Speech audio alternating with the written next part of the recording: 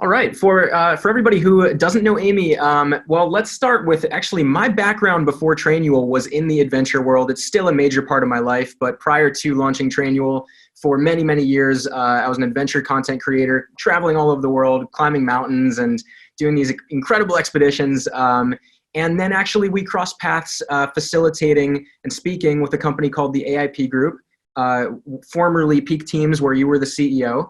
And then you actually left to start your own company, Super Mega Boss, and you have since actually released a book called Wild Success, which is just fantastic, and that was just a few weeks ago, I think. But I am so happy to invite you here, everybody. You know, Amy is a neuroscience backed leadership development facilitator. So with that, thank you. Thank you, Jonathan. And yes, I'm super excited because like most of us, have got an interesting background, like lots of different interests and passion, and the adventure world is definitely one of them. This is a labor of love and probably a decade of going on adventures and learning what it really takes to do some really crazy things. It's stories from actually 8 adventurers who've gone out and done some amazing things, from setting the record to the South Pole to going to the North Pole and rowing across oceans and big wave surfing and mountaineering and jet wing flying, like all these crazy stories. But what I learned is the things that people learn from those extreme adventures are things that we all need every single day. Because the other half of my life is I've spent the last 20 years of my life consulting with companies, large and small, mostly tech companies, but human performance at work and connecting with individuals and being more empathetic and being more understanding and getting to know our behaviors. And so the two paths sort of are very similar, because essentially adventure just means sort of expecting to go into something big, not knowing how it's going to come out. And I feel like business is often the same way, especially for entrepreneurs. And so the book has really cool adventure stories, but those are really just to get you emotionally engaged. There's really like good science and business lessons too, because I'm also a huge geek and I love the science of the brain. About 8 years ago, I went and got my background's in business, but I went and got a master's in applied neuroscience because I wanted to know like what's ticking in here and how can we use and apply it. So yeah, I got lots going on. And then now shifted about 1.5 years ago to start my own thing. Had some experience in leading a company, wanted to build and focus on that first line manager level, because I feel like those who are just learning to be managers, they've got a hard job, made even harder by COVID. Thank you very much, COVID. But the idea that, learning how to lead others as a frontline manager is a hard job. You screw up a lot, and there's, not enough great content to teach you how to do it well. So that's kind of like me in a weird nutshell, the 5-minute intro. But I am stoked to be here. I have enjoyed everything so far. These are all topics that are near and dear to my heart. Well, I think it's a fantastic nutshell. And actually, I'd love to just unpack a little of what you talked about there in terms of, for many, many years, you coached executives at Fortune 100 companies, but now you're focusing on the frontline manager, like the first level, learning to be a manager, right? Like how does that differ? How do you approach those two leadership types in a different way to make it more accessible to learn to lead? Yeah, it's a great question, because the fundamentals, right, the human dynamics are the same, right? And we're all human, and we all have to learn how to relate to one another.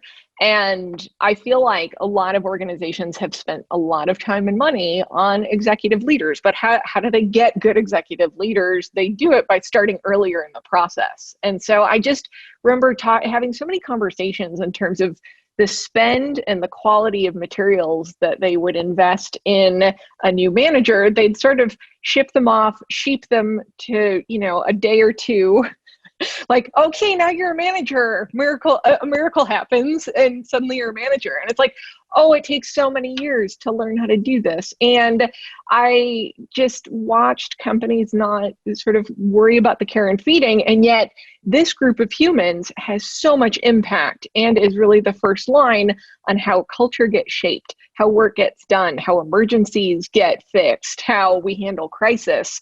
And they're sort of looking up saying, how do I do this? And sometimes they've got good examples and good leaders in their organization, but oftentimes they're managing by Googling. And so I decided, you know what, how can I put my services to use to think about how is an emerging leader going to lead now? Because the way I learned, bunch of screw ups, somebody oftentimes yelling at me, not being radically candid, just yelling at me that I screwed up, to be quite honest. And not a lot of resources that I found useful. And I have a short attention span, so I'd also get bored. So now I'm like, okay, what are the things that a new manager is going through and what do they need? And to me, it's like things have to be as exciting and as interesting as what they're looking at outside of work, or it's going to be boring. It's not going to stick. It's not going to be great. So that's where I'm spending a ton of my time, is really digging in and talking about like, how is learning and training to be a frontline manager changing, and what are those changes right now that are happening, not just with COVID, but just like the general mood shift on how we're learning, and how do we make it exciting, fun, and interesting for someone to want to do this, right? Because it's like, okay, I can't see myself going to CEO 20 years from now. Like, that's too far. Like, what can I do now to grow and develop? And I think there's an eagerness and a hunger to do it, but it's maybe not being met in the way that people want it to be. It's not as immediate enough. It's not as empathetic as it could be. It's not tapping into sort of the humanity of what it takes to lead another human. Yeah, I love that. I think, you mentioned what COVID is doing right now in terms of a challenge for that manager learning to manage, but it's also like the side of what you just talked about in terms of rethinking how to frame learning, development, training in a more engaging way and meet people where they're at in terms of understanding the consumer attention graph and like where are they spending their time? What are they watching, learning, reading? And trying to hit on that level. And I think that's important from leadership development all the way through marketing and branding and advertising. And I think that this experience here, these virtual events and these Zoom calls where we're looking into each other's, homes, it's an accelerant to the authenticity that's needed to really connect, right? And I know you're passionate about just these authentic, wild, ridiculous experiences, right? Yes, deeply passionate about it. Because the first 10 or so years in my career, I started as a management consultant, which now I think has shifted a little bit. But back in the day, 20 years ago, and Kim talked about like, be professional. And that like, there was a certain, don't be your authentic self at work. Be professional, fit this mold that we fit you in, which I didn't fit anyway. My undergraduate degree was in poetry, and somehow I landed in management consulting, which was weird and funny to me all the time. But, I learned the ropes. I watched and I modeled behavior, and there was sort of a formula. And I think that formula still exists to a certain extent in terms of how we operate with one another. But there's also this really interesting space of being authentic, and what does it truly mean to bring your authentic self to work in everything that you do. And I would bring sort of hints of my authentic self and would get commentary about it. But then I stopped sort of bowing down to the fact that like, okay, I don't fit this mold, and that's okay because I can still contribute in a very different way. And in fact, in the research that I did in 2008, I found that those authentic moments actually, when you let people bring their full self to work and bring all the interesting things that they have both in work and outside of work, you actually drive more innovation in an organization because people are thinking differently. They are bringing up different ideas that may have been taboo or not thought of before, not cool. They're their breadth of what they're looking at outside of work actually brings different flavors and tastes to what you're trying to do. And so that sparked my idea of like, oh, okay, so if I bring my authentic self and everybody's bringing their authentic self, we're actually going to tackle problems in a much more interesting way. It gets messier. That's the trade-off. It oftentimes takes more time. But the idea of, I love poetry and I love the outdoors and adventure and I love neuroscience and I love just like weird, funny things like that. Like, it's just part of it is being able to understand what to bring in that moment and to benefit others.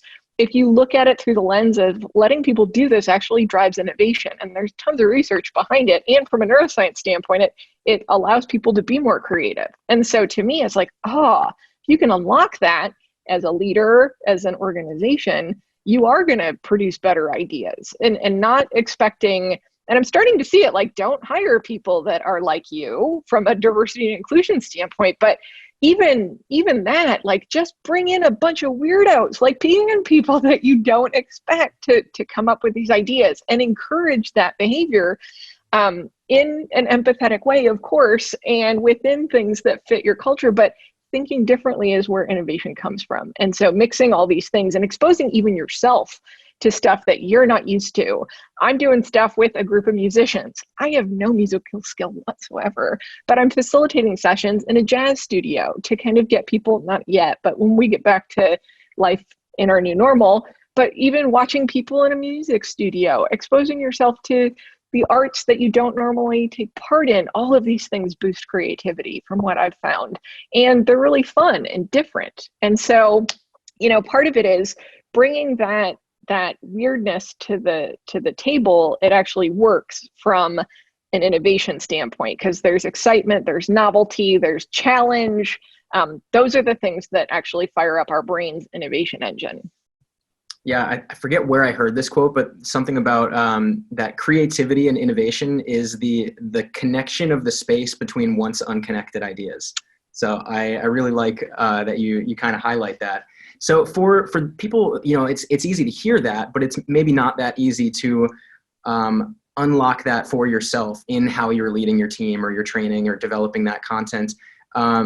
What are some easy things that somebody can do to kind of allow themselves to be a little more vulnerable or a little more silly in the workplace and feel like it will be accepted?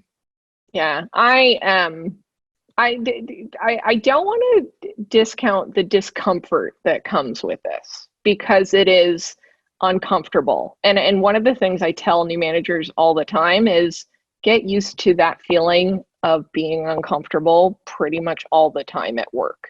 And that's when things are happening. When you get comfortable, that's when things are too easy and you're not learning. Like, you can have some time in that space, but part of it is being uncomfortable. And that's where it connects to what I believe is sort of next level skill for a leader, which is emotional intelligence. There's tons of books on it. It's all over the place. I deeply believe that people who are emotionally intelligent can tap into this. And part of that is the whole self-awareness, social awareness, self-management, relationship management. Like, those are the kind of key elements of emotional intelligence if you haven't read one of the kabillion books on it. But that idea of self-awareness and self-management, if you can understand how you want to show up and you think about your thinking before any situation where you want to prompt this feeling in others, you want to encourage them to be uncomfortable and do wacky things and be silly, you've got to check in with yourself first. And so I do the exercise, and people can do it along in the chat.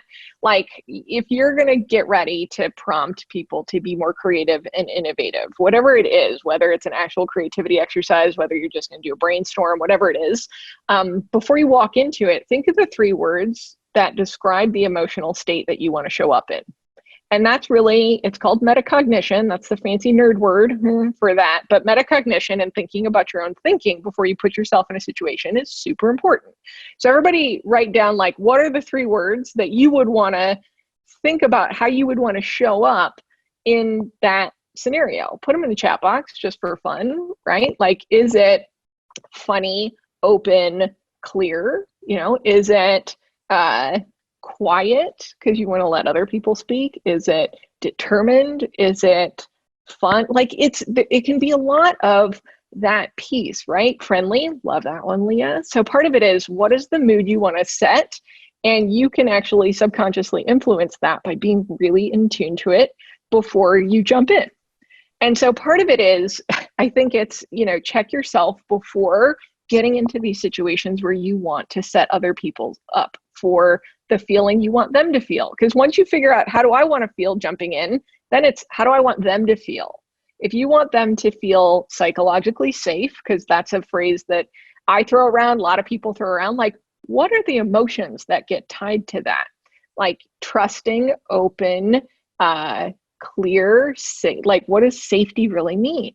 And so part of it is being able to just attach some labels to the feeling you want people to have, allows you then to go, okay, so then what are the actions and behaviors I take to do that? Well, if I want to be open, friendly, fun, focused, how do I show up with that? Like, what is the natural state for me to be open, friendly, fun, and focused?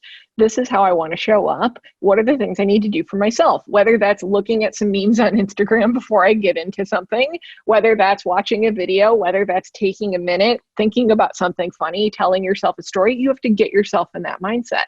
And so if you're in that mindset, your emotions are contagious to others. We have a set of mirror neurons that, they're about there, but essentially mirror neurons, that's why emotions are contagious. If we go in with that feeling, even on, we're all on Zoom, WebEx, Skype, whatever people are using, being able to see someone's emotions in their eyes and having that experience, you can set the stage for those experiences by thinking about being really clear and intelligent about the emotions that you have, that you want to portray and bring to the table, and you want others to feel.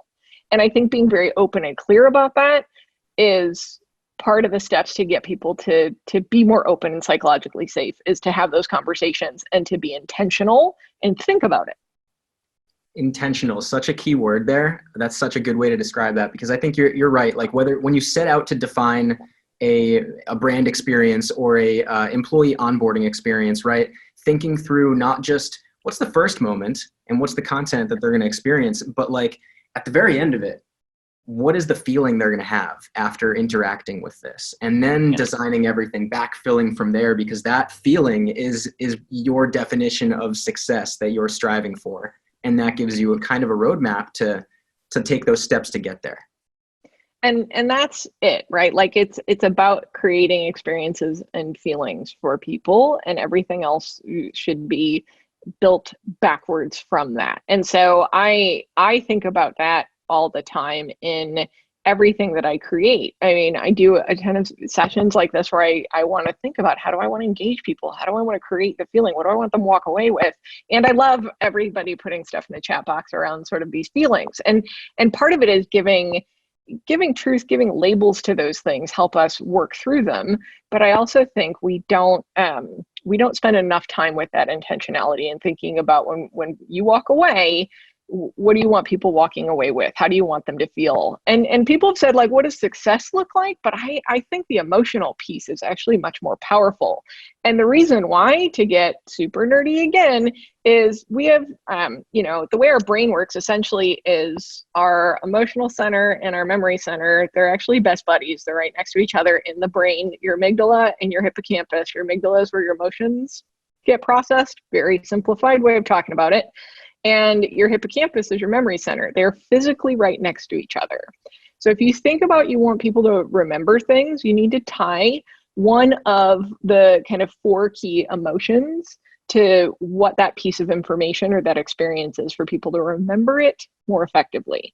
So if anybody knows the 4 key emotions, maybe you saw that movie Inside Out. That is a brain-friendly, brain-approved. So good. It's so good. Like, Incredible. it's, mwah. What are the 4 key emotions, right? Do you know them, Jonathan? What are the 4 key emotions that everything sort of generates? It's joy, anger, fear, and sadness. Yes. And so part of it is, if you can harness around those feelings and at work, like if you think about joy, anger, fear, sadness, most of those are not so nice, right? Like joy, 3 of the 4, like we are negatively weighted. So part of it is thinking about joy and the specific aspects of joy you want people to feel. and getting more granular in that and working backwards to then create experiences that are memorable for people, that's going to work better than any data, information, content, et cetera, et cetera. Like, there are resources where people can get stuff these days, right? Like, you can Google anything, but the emotional experience and feeling, why people get attached to companies, brands, teams, leaders, is because they make you feel something. And I think that's really, really important in this day, especially when, like, we have moments like this where we're feeling more, and often our feelings right now, I mean, I'm eating a lot of my feels. I'm eating a lot of cakes, eating a lot of cookies, pastries, but like, we are feeling, when disaster happens, when crisis happens, like, those feelings get intensified, those negative feelings get intensified, and you have to over rotate on the joy aspect. So, like, events like this to provide joy, to provide action steps, things for people to remember and do, and to bring in that heart, that emotion, to me, are so important.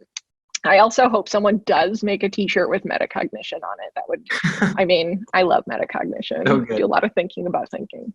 Please bring that to life. No, I think that's perfect. And I think understanding the, like you're talking about right now, the intentionality that we're bringing into understanding the emotions we're feeling because of, at all times, of course, but because of the highlighted crisis in our worlds right now, and figuring out how to accept and then reassign those emotions and tell better stories to ourselves, right? I know one of the stories from your book, I'll let you tell the story, but it's the story of bigwig surfer Mark Matthews and how he deals with an injury, and the term is cognitive reappraisal.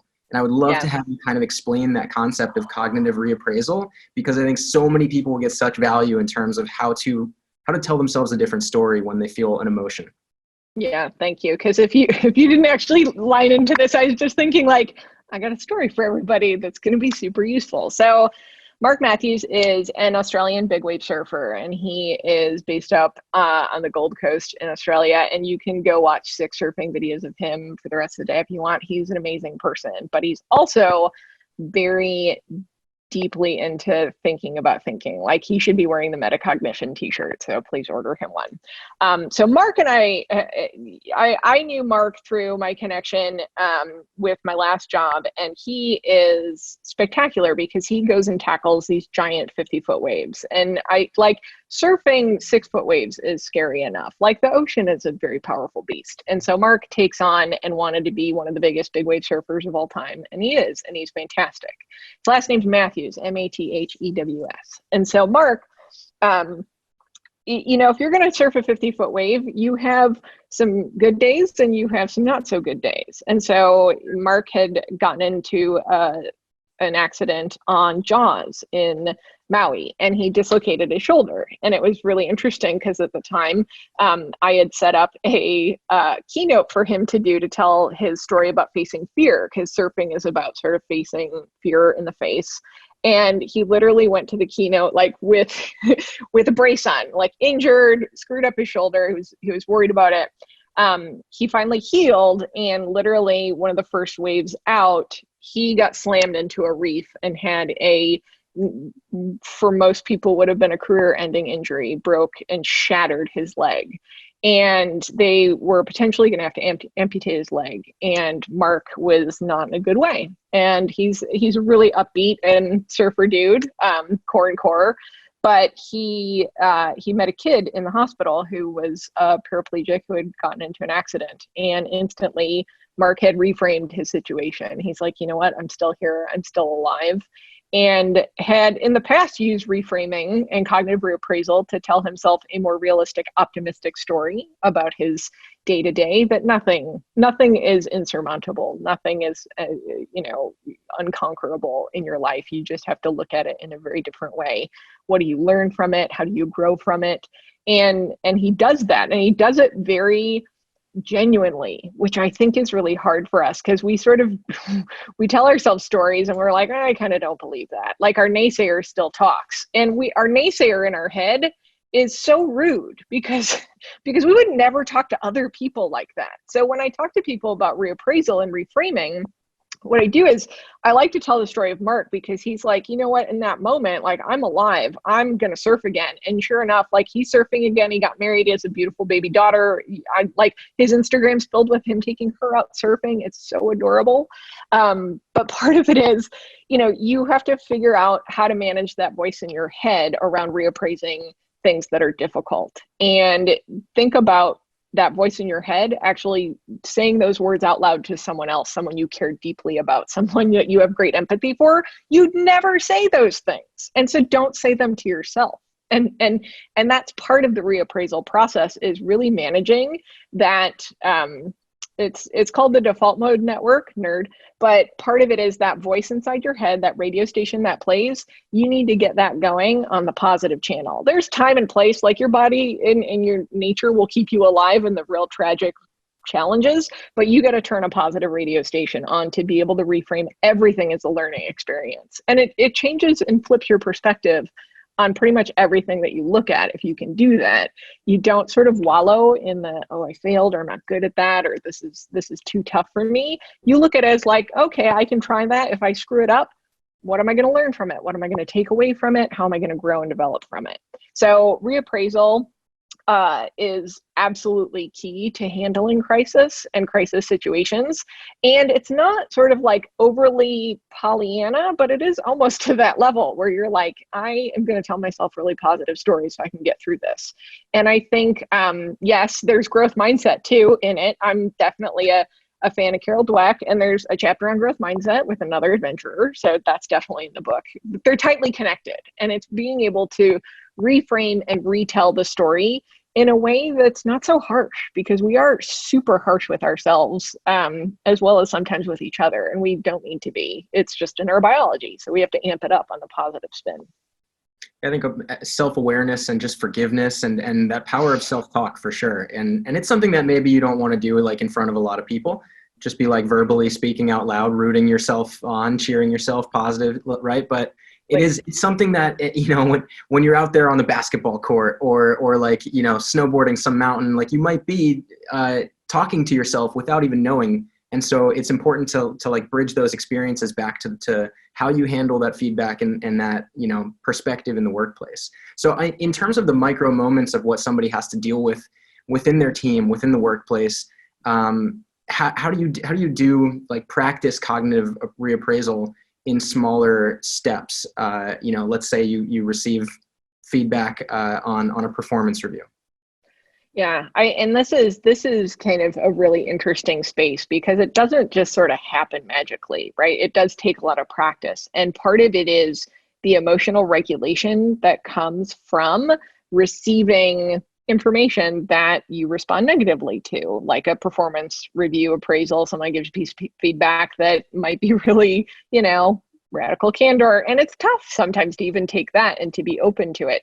And so I talk a lot about and help people think about, how do I emotionally regulate in the moment when I'm getting that information so that I can know my emotions, metacognition, but also be able to work through it and shift that mindset. And part of it is that emotionally label piece. Like we did earlier, like what are the three things? So even in those moments, not how do I want to show up, but how am I receiving this? How does this feel to me right now?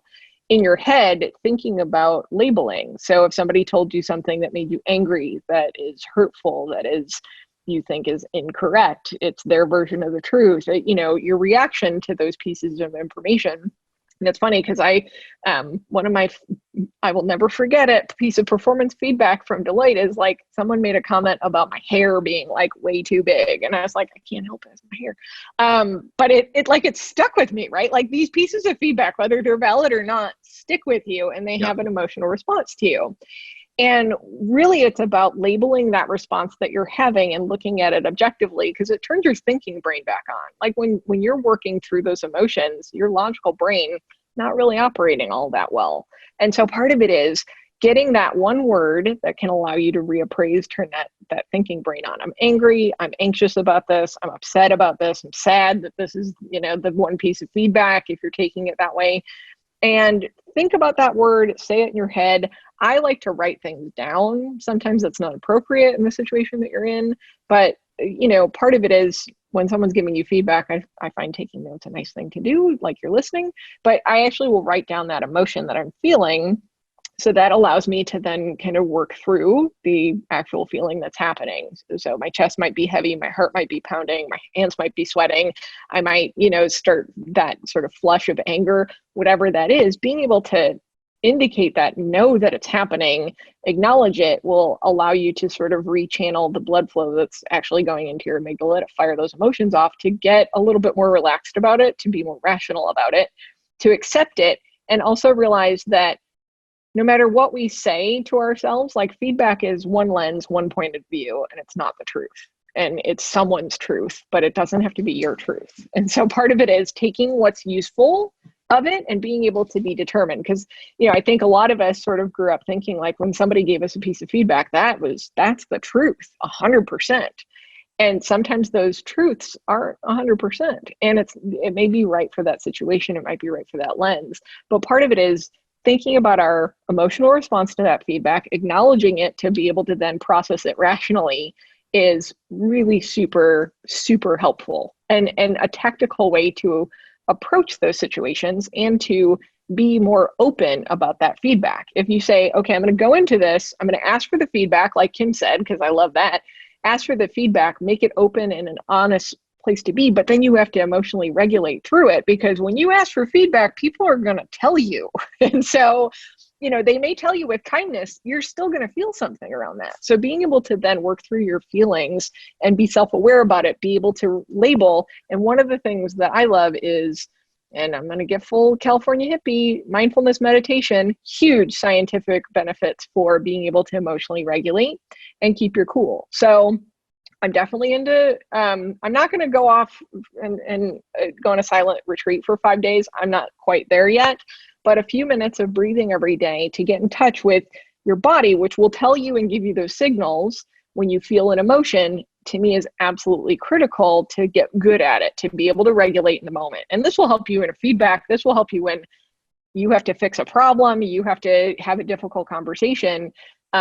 That emotional regulation and being able to pause, acknowledge what's happening in your body, know that it's emotion, write it down, get that logical brain thinking, it helps you work through in a healthy way versus sort of stuffing those emotions in a box. And you can actually help regulate other people too, this is like Jedi skill that I don't recommend you doing because you screw it up until you're good at it. But you can also ask people questions like, what's the one word you would use to describe how you feel about this? Just one word.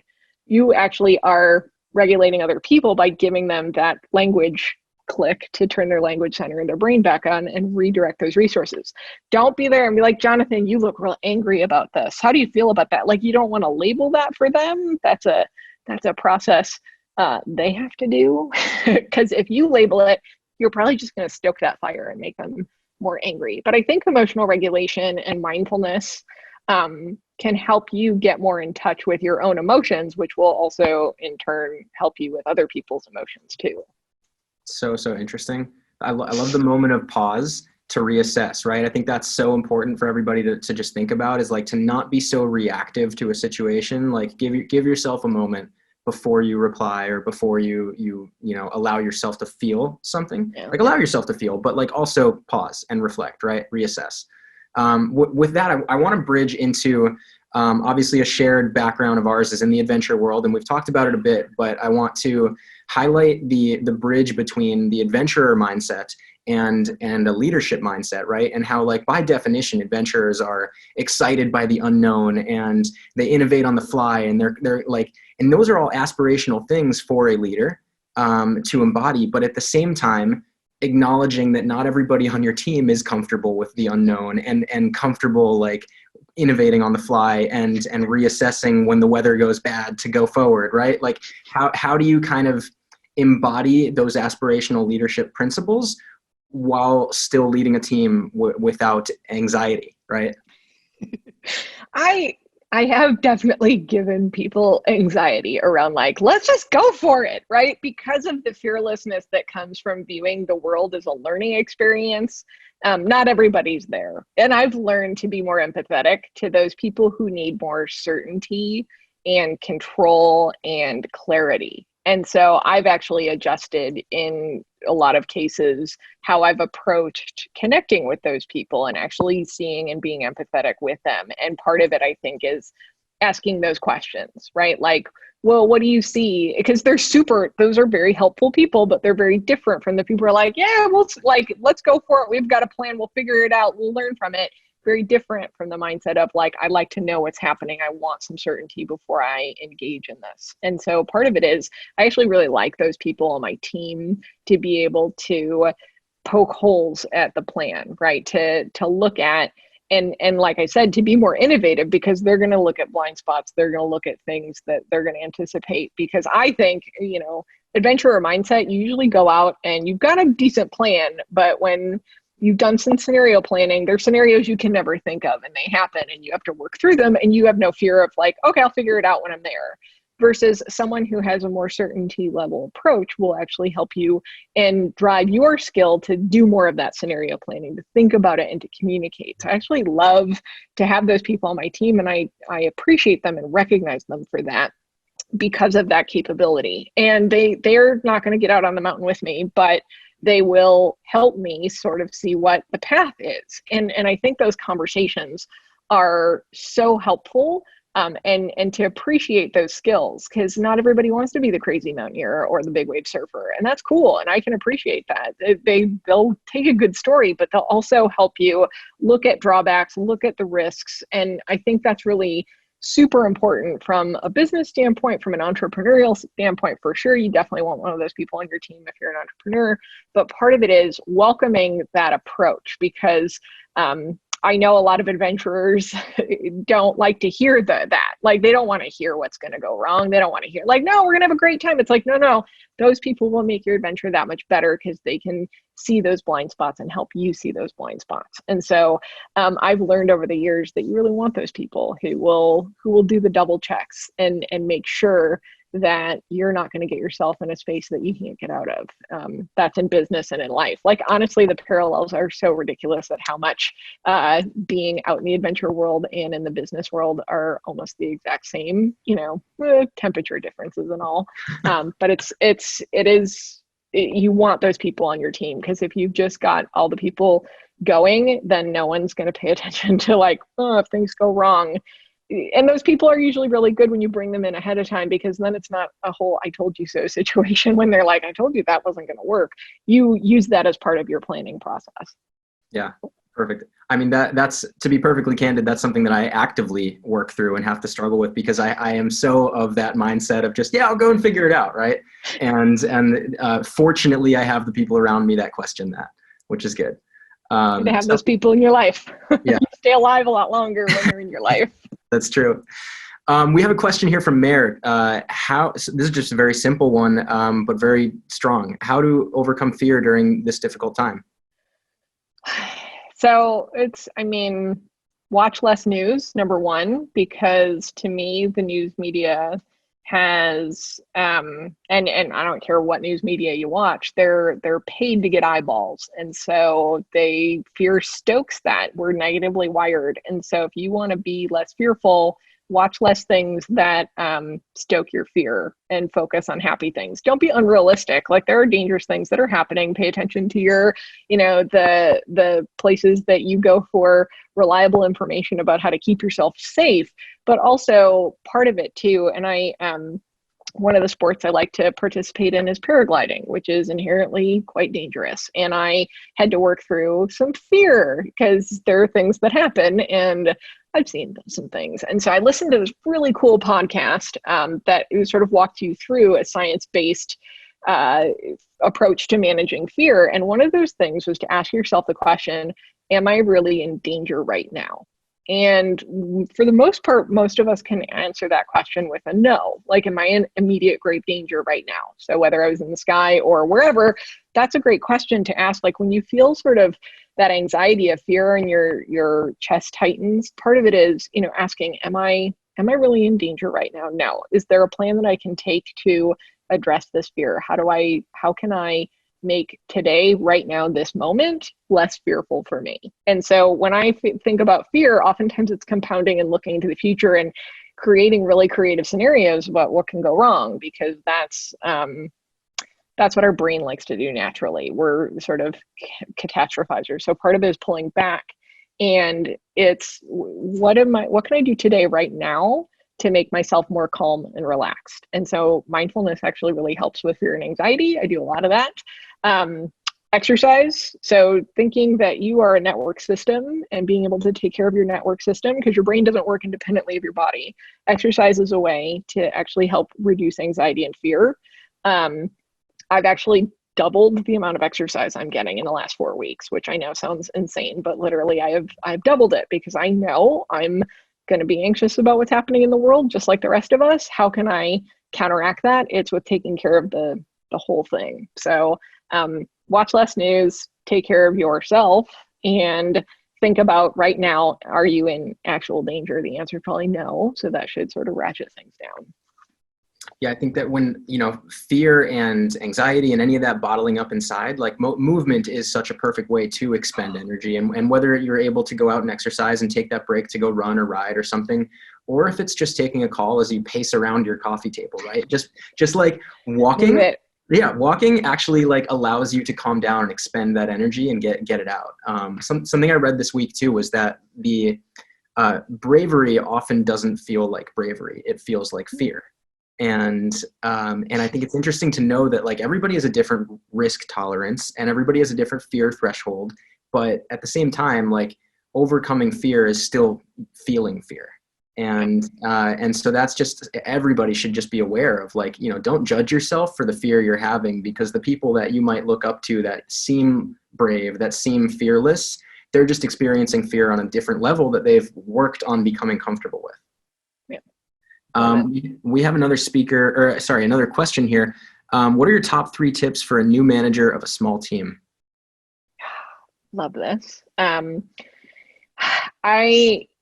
If you are managing people, I think you have to genuinely care about people and their success, and to help pave a way to their success. So number 1, I think getting to know your people as human beings. What do they love? What do they hate? What do they want to be? What are they trying for in their life? Get to know them as humans. At the end of the day, that's it. Number 2, I think knowing that it's okay to make mistakes and to admit them. I think that's super important. And that's what authentic leaders do. Like, oh, that didn't work. I'm sorry, right? Like apologizing if it's had an impact to someone, but having a conversation around like, no, that didn't work. I wonder why.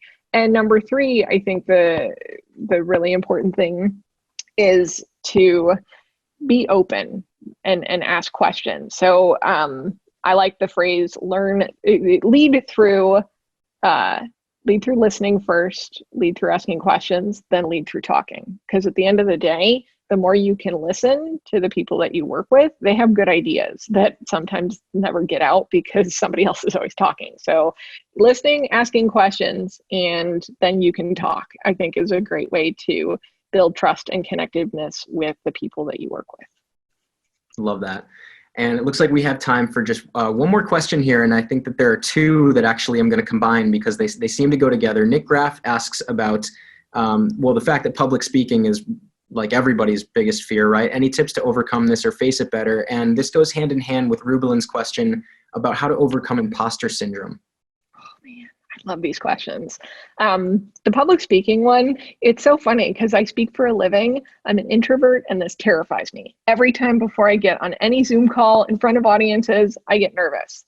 And I've learned to channel that nervousness into a story that I've told myself around your passion and excitement is going to come through. Be confident that you should be here. And it's kind of like you wouldn't have been asked to do this unless somebody thinks that you are a pretty rad human. And so part of it is those positive messages you tell yourself. Like the other thing I tell myself with public speaking, like nobody knows what you're going to say. You can't get anything wrong, right? Like at the end of the day, you might make mistakes, you might learn from them. I have missed things that I was supposed to say. I've said more things. I've gone over time. Like I've made every mistake in the book, and that's okay because it's helped me be a better speaker, be a better communicator. So part of it is try and lose the fear as much as possible, in the sense that you have every right and deserve to be up there. You're a smart, capable human being. Every single person on this call absolutely is. And part of it is genuinely believing that. Like, you work hard to do what you're doing, no matter what it is. And so part of it is just being, for a moment, generous with yourself to say, I deserve to be up here. And it's okay that I'm afraid. It's because I'm excited about doing this, and I want to make a good impression, and I want to make an impact on everyone on this call, in this room, wherever. So part of it is boosting your own confidence by listening to that little voice in your head and tuning the station to somewhere good. And imposter syndrome, I had it for a decade. So I definitely feel this question like, I'm not supposed to be here. I'm not a business person, and I'm in a consulting role. You know, at the end of the day, you're there because someone made a great decision to hire you, to have you there. Do the best that you can, because that's all anybody can ever ask of you or ever expect of you, is just do your best. Try your best, forget the rest. I mean, super corny, but when I think about it and I'm really nervous about something, whether it's getting on stage, doing something, connecting, doing a hard new project, starting a business, it's like, you know what, do your best, forget the rest, learn from it and see what happens. Sounds like another t-shirt that we got out of this session. Yeah, we got so many t-shirts. Gosh, I didn't know I was so t-shirt quotable, but I can't wait to get them in all the colors. So good. Well, Amy, it's been an absolute pleasure chatting Likewise. with you. And I want to thank you for being a part of this. I encourage everybody out there to check out Amy's book, Wild Success. And That's also me on the cover, by the way. This is me on this crazy adventure. We went to Baffin Island, and it's 40 below zero in this picture, and it's ridiculously cold, but that was a fun one. I've seen the pictures and the videos. That was an amazing, amazing trip, it looked like. So, thank you again. And please, everybody, check out Super Mega Boss too. Really cool company. I love what you're doing. Experiential learning, just pineapples and all the fun stuff. Weirdness is good. All right. Thanks, everybody. Appreciate the time. We are going to take just a couple minute break here, and then we'll be back with Becky Karsh. So excited to bring on Becky, Uber's head of people development. Thank you for sticking with us so far here with Training with Empathy. Again, use the hashtag Training with Empathy to share what you're learning, screenshots, whatever. Engage with us on socials, share with a friend. But yes, this is a blast so far, and we thank you for being here.